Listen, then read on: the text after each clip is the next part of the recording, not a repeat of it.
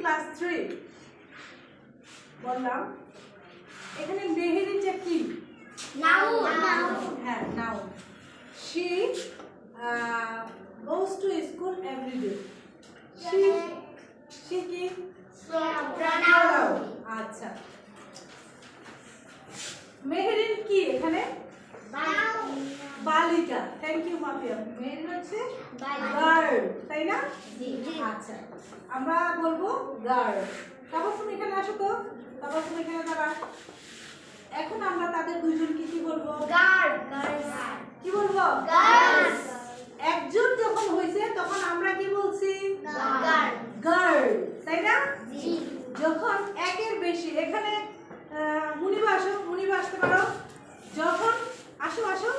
যখন একের অধিক হবে 2টা 3টা 4টা 5টাও হতে পারে তখন এটা কি হয়ে যাবে গার্লের শেষে আমরা কি যোগ করছি তাই না হ্যাঁ তাহলে যখন কোনো বিশেষ্য অথবা সর্বনাম ক্রিয়াপদের সাথে একটি মাত্র কি বোঝায় সংখ্যা বোঝায় তাহলে সেটা হবে সিঙ্গুলার মানে একবচন আর যখন অধিক হবে ঠিক আছে তখন সেটা কি হবে প্লুরাল সেটা কি হবে যেমন আমরা প্রথম শুধু মেহেরিন কি বলছি গার্ল যখন এখানে তিনজন আছে তখন আমরা কি বলবো গার্লস তার সাথে গার্লের শেষে আমরা কি যোগ করছি গার্ল মূলত একটা কি নাউন না প্রোনাউন নাউন ভেরি গুড তাহলে গার্লের শেষে আমরা কি যোগ করছি এস আচ্ছা আরেকটা জিনিস খেয়াল করো আরো ভালোভাবে বুঝাই এটা কি বুক এটা কি বানানটা বলো তো বি ও ও কে